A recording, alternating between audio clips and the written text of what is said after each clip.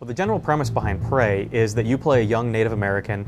You're really kind of disenfranchised. You're really not interested in kind of your heritage and all that.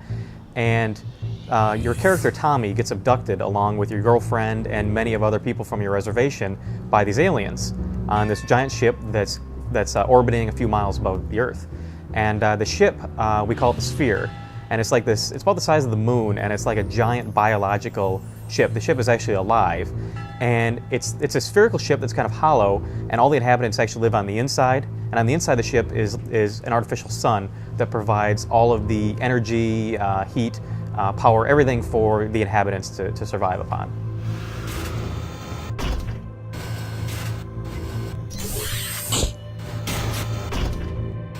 Well, periodically throughout the game, Tommy actually goes on these vision quests, where he goes to what we call the Land of the Ancients, and he communes with the spirit of his dead grandfather. Now, when he goes on these quests, actually, he gains certain abilities. One of them is called Spirit Walk.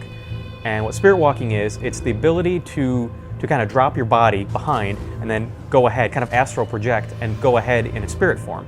Now, the spirit form isn't hindered by certain things that can stop a body, like force fields or fire, trip mines, stuff like that. The spirit can actually pass right through all of that stuff. And that's just one of the kind of puzzle elements that we have, where you can drop your body, travel ahead in spirit form, and then open the way back up for your body to continue. Now, when you're in the spirit form, actually your body's a lot more vulnerable, so you need to be careful where you kind of stash it, because a creature could come by and attack you and actually does a lot more damage to your body. There's also a certain weapon that's only available in spirit called the Cherokee Bow, and that's a very powerful weapon, but it's kind of limited use where you can only use it in spirit form. Well, when we were designing Prey, we didn't just want it to be just combat. We wanted to kind of try to evolve the gameplay, especially in terms of puzzles. So we kind of sat down and brainstormed a lot of different ideas for some new ways to kind of do some cool, crazy alien things. And some of the main ones we came up with were what we call wall walk, which is the ability to walk right up walls and onto ceilings on certain surfaces. And while you're upside down, you can attack creatures that are down on the ground, and it makes for some really new, unique combat scenarios, as well as interesting puzzles.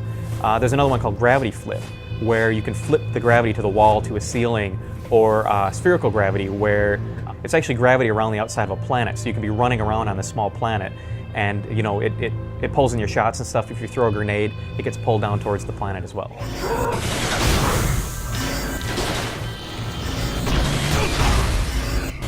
The AI in the game ranges from really intelligent kind of humanoid creatures that we call hunters, where they're very complicated AI. They can kind of do some kind of team tactics.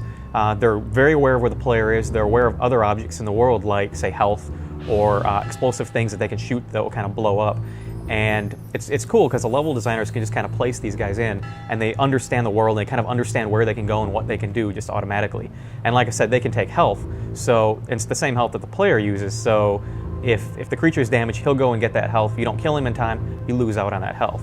When we first started designing multiplayer, we wanted to take all of the aspects, the gameplay aspects from single player, and carry them over. Wall walk, spirit walking, gravity flip, the vehicles, portals, all of that type of stuff. And what we did is we actually took each element and tried to design levels specifically around those elements. So we've got like a level that focuses on wall walk, where you're on the ceiling a lot, you're on the walls a lot. We've got one that focuses on the spherical gravity, you're running around on a sphere, and there's like a little tiny sphere you're running around on as well. And just kind of our philosophy with that was we wanted to design these really interesting areas to be fighting in.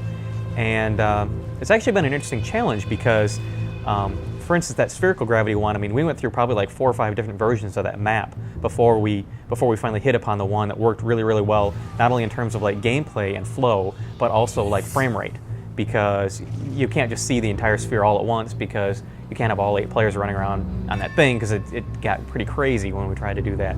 So it's been an interesting challenge from a design perspective. Our plans for the Xbox 360 version are to keep it as close to the PC version as possible. It has the exact same assets. Visually, they're identical.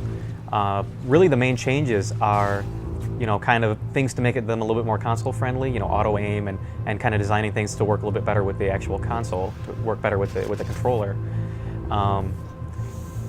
But as far as other things we're going to do actually with the 360, of course we're going to support Marketplace and achievements and all of that. We haven't fully announced specifically what the achievements are going to be, but that'll be forthcoming pretty soon. Prey is going to evolve the first-person shooter with our new gameplay modes, with our new combat, and with our story. Look for Prey this summer, coming out simultaneous for PC and Xbox 360.